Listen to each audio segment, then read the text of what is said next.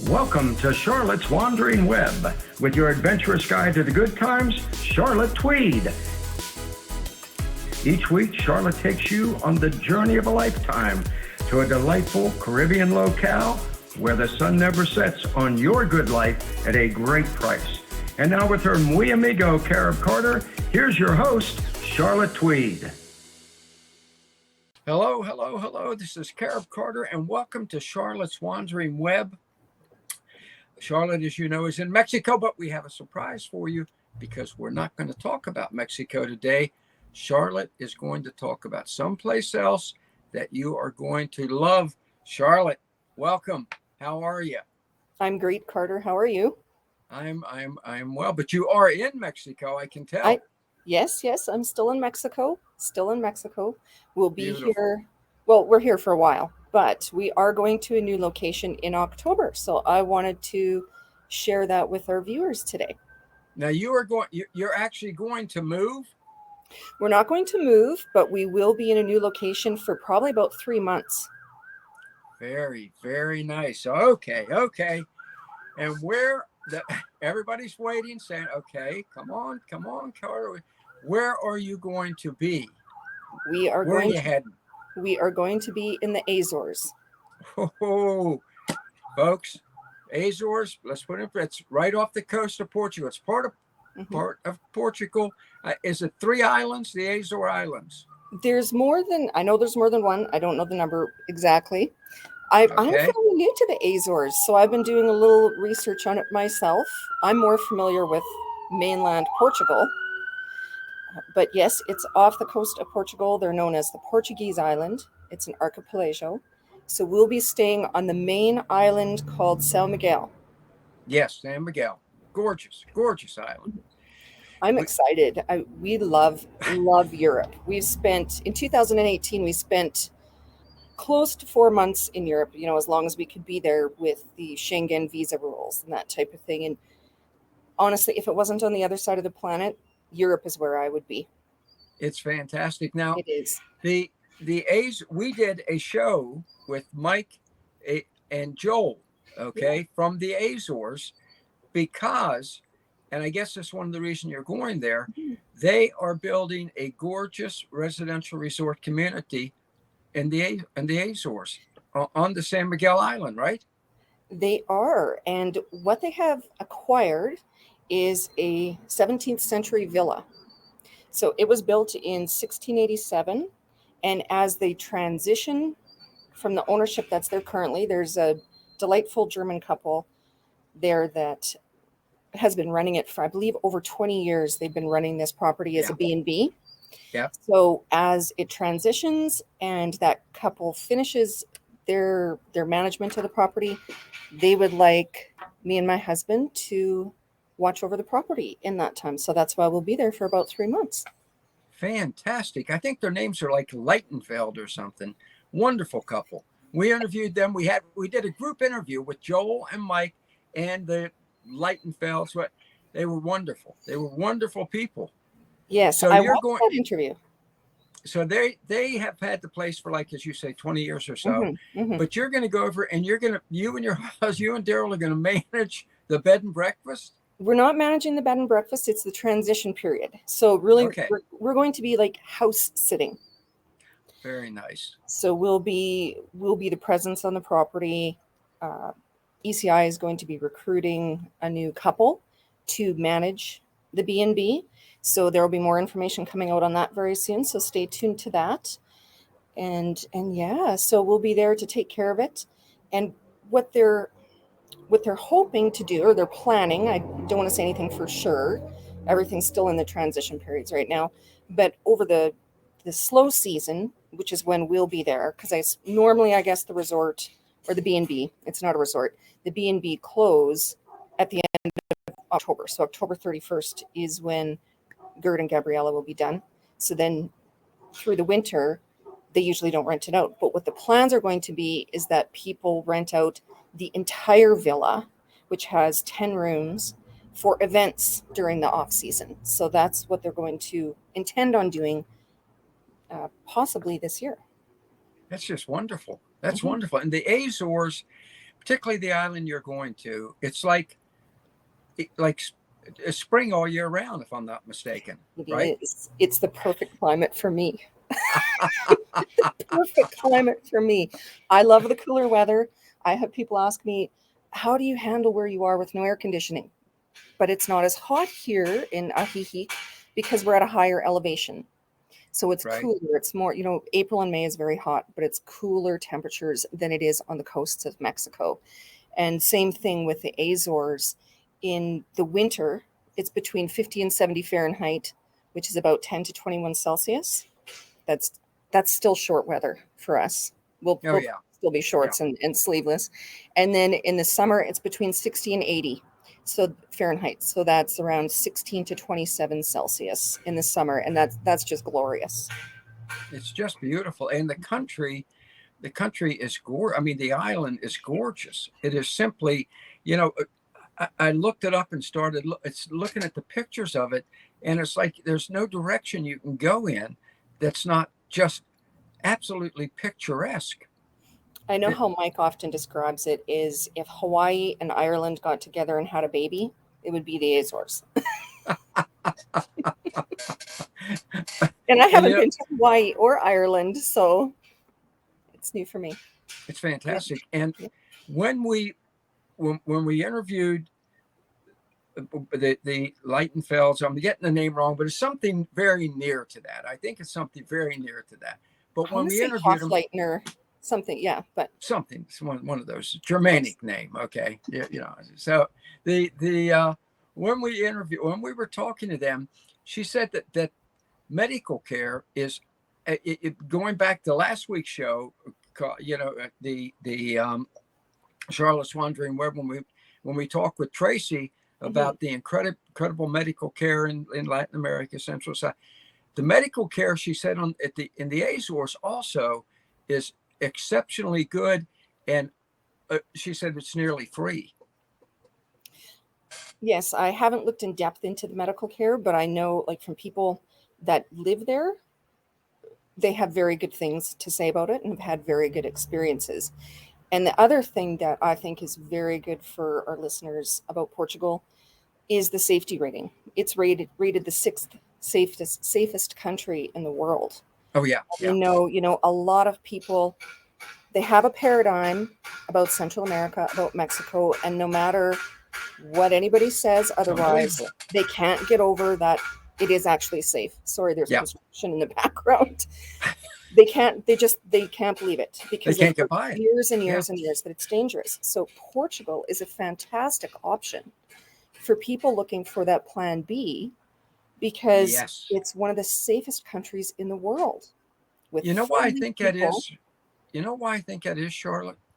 A lot of Why? people don't realize this. But back in I think it was the 1400s, Spain and Portugal actually owned most of the known world, right? And so I think they got all the violence out of their system.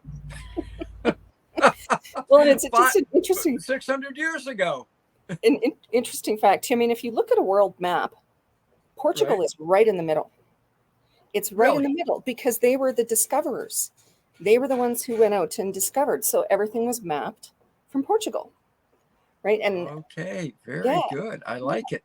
I like it. And the cost of living. I think the cost of living is like a third of what it is in the US, I think, in Canada. and Portugal is one of the most cost-effective countries in Europe as well. So, And and on the Azores, I have been told that it is actually 20% lower cost of living on the Azores than it is on the mainland Portugal, which is fascinating because you would think that the islands would be more expensive, right? A yes, lot of the times they are because of importing. But Portugal, the government subsidizes the islands. They don't want a brain drain from the islands. They want people to stay. So they yes. try and make it as comfortable as possible. Yeah, they do. They actually subsidize. The mainland actually subsidizes some of the goods on the island. And you said about when you said about the prices can be a little higher. They're not. They're not, folks, but they can Yeah. be because they have to bring stuff to it. I remember I lived Mhm. on Roatan Island for a while, off Honduras, part of Honduras. There are no Hondurans there, but it's part of Honduras. And I remember Dan Taylor, my good friend, he built Keyhole Bay. One day I was asking about something, and he said, "You're on an island. If you didn't bring it, it's not here." so, so Portugal subsidizes to make sure they have everything they need on the Azore Islands. Mm-hmm. Yes, It's fantastic. it is. Yeah, and it has San Miguel, the main island, has an airport.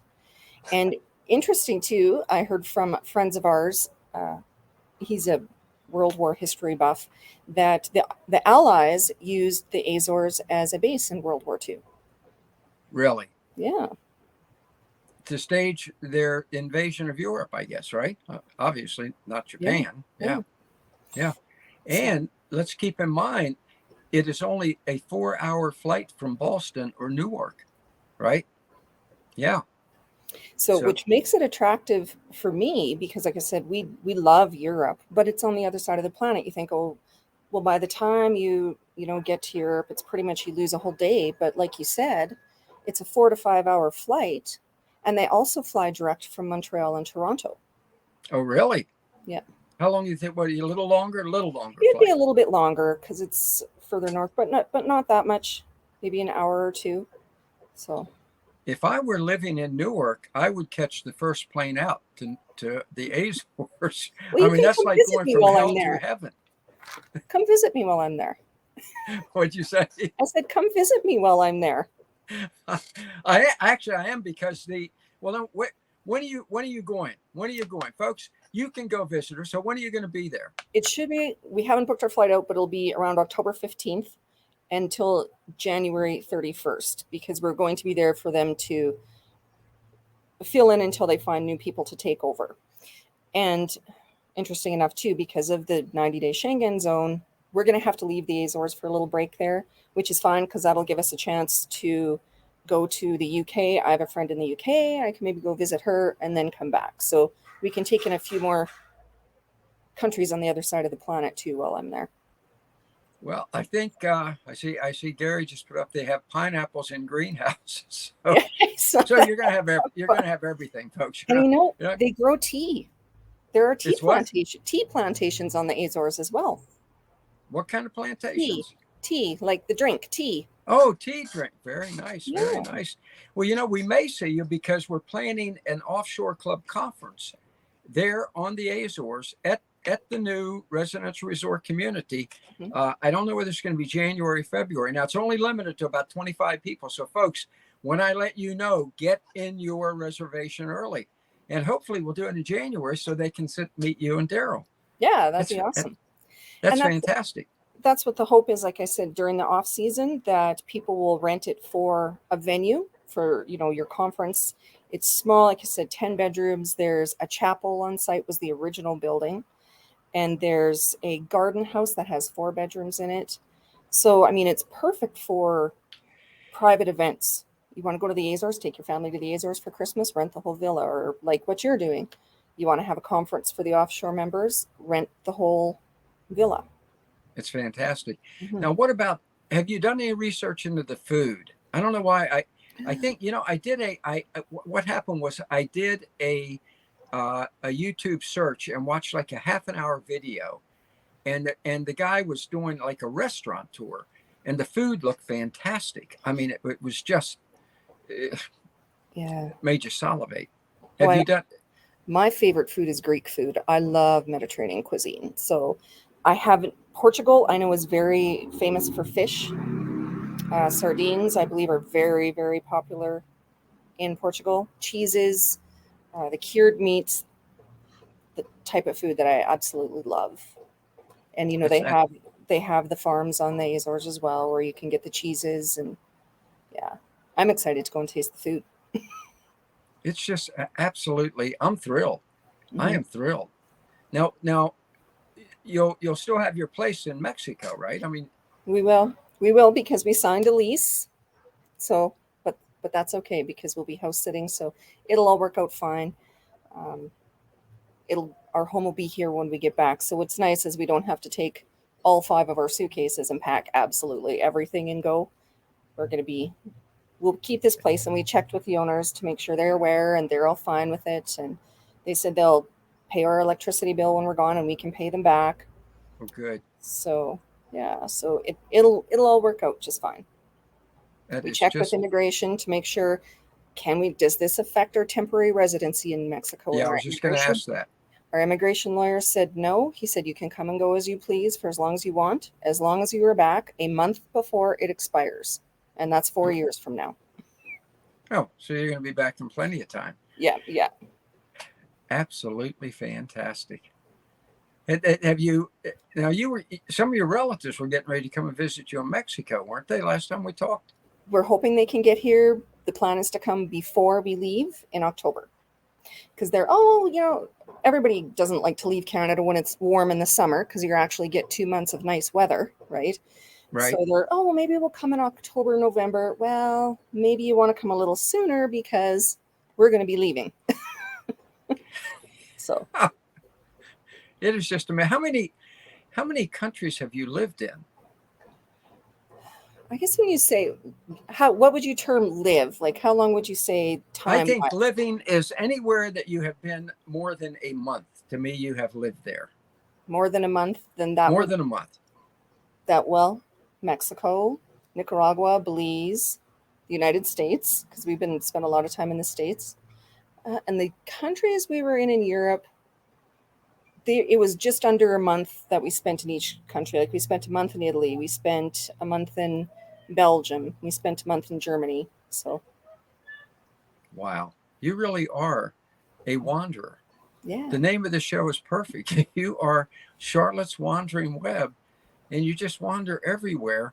And what would you say to folks? Because some folks, they get kind of like they're anchored somewhere, and they're almost afraid to venture out, and they get all the what ifs. Well, what if this? What do you say to people to help them realize, there's a whole world out there for you to explore, which you have done? Well, that's where the what ifs come from, because when you don't get out, you don't see that what you're being told by the news is not true. Yeah. What you're being told by the governments is not true. They don't want you to leave. That's why they keep saying these countries are so scary and horrible. But when you get out and see it and experience it for yourself, you just see that there is a different way to live. And those what ifs go away. They go away. They go away. They go away. And it goes away. Yeah. Yeah. It's, when I was a kid, I remember, I grew up in Baltimore City, but before we lived in a little town called Williamsport, Maryland, right? Before we moved to the big city. Mm-hmm. I swear to God, there were people there who had been born there and lived there and were now old and had never been out of Williamsport, Maryland. I mean, they hadn't even been to Hagerstown, 6 miles away. Yeah. And I think what we're doing with the Offshore Club and with the escape artists is we're helping people understand there is now a whole world out there that it is totally accessible, right? Yeah, and there's no reason to fear these other countries. And Portugal too, there's no travel restrictions. They dropped last month. There's a little bug flying in my face. They dropped their travel restrictions last month, so there's no travel requirements to get in related to our good old friend COVID. So they're open that way. There is just so much to see, and the people that you meet, and you find out that people are people. We're really all the same. We all want to be happy. We want to have a good life. We want to be somewhere where we're comfortable and can live, where we can afford to go out and eat and get together with people. You're exactly right. And one of the things I love about a country like Portugal is, and all the Central American countries, and it goes against what people think, particularly with Central American countries, it doesn't really amount to much of a hill of beans who the hell the president of the country is. It really doesn't. I mean, in the United States now, it's total oppression. I mean, I tell people, they say, well, those Central America banana republics. No, I'm sorry. The banana republic now is the United States of America. Yes. Okay. I mean, I want you to think about that. The State Department's big boogeyman in Central America is somewhere you lived, Nicaragua. Mm-hmm. They hate Ortega. They've been trying to kill him for 40 years. And while I was there, they put sanctions on for being a no, how did they word it? The way they were treating their citizens. You're not being Yeah. very democratic. So they put, and I'm like, look at the plank in your own eye, Canada and the United States. What are you doing to your citizens? Oh my God. Oh my Like, God. hello? Yeah. And Nicaragua has a lower crime rate than the US. It's free as it can be. They didn't put all the COVID hoax restrictions on everybody. No. And I want you to think about something. Ortega became president and he held an election. And Camora, I can never remember her first name. You remember her? I can't remember her first name. She became president. Well, she didn't turn around and send the equivalent of the Nicaraguan FBI after Ortega, the way we've done in this country with Trump now. Yeah. Then 8 years later, Ortega got reelected. He didn't send their FBI after Camora, the way we've done in the United States.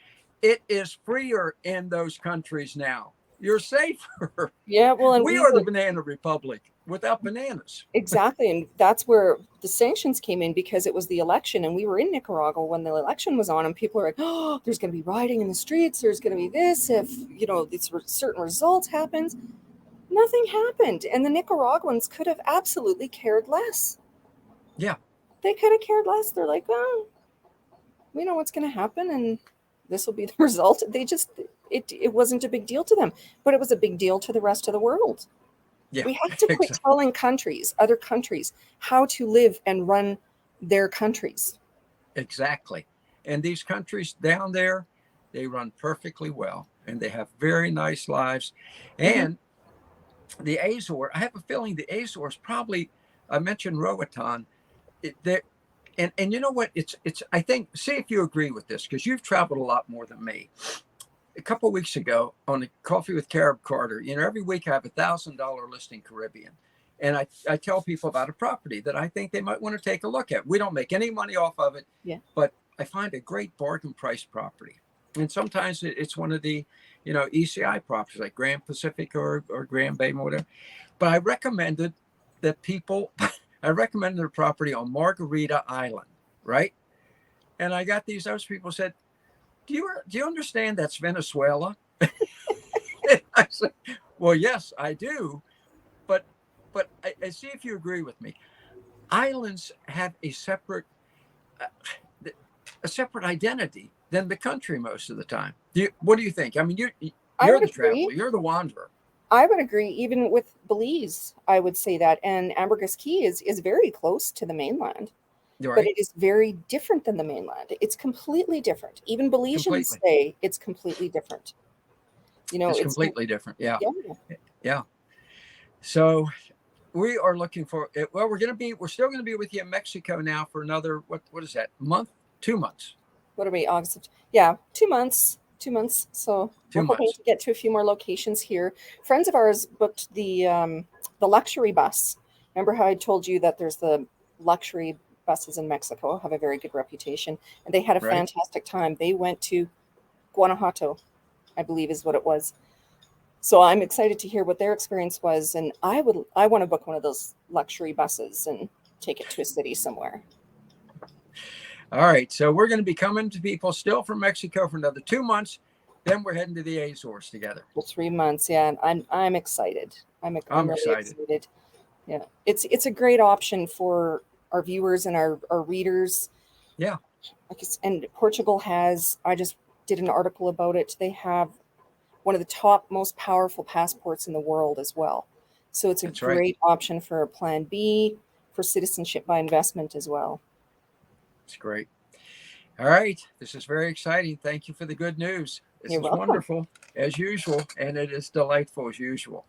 So go enjoy the weather. And folks, now we're going to be in Mexico for another 2 months. And we're all going to the Azores with Charlotte and Charlotte's Wandering Web. So as I tell you, every week, let's do this thing. Fantastic.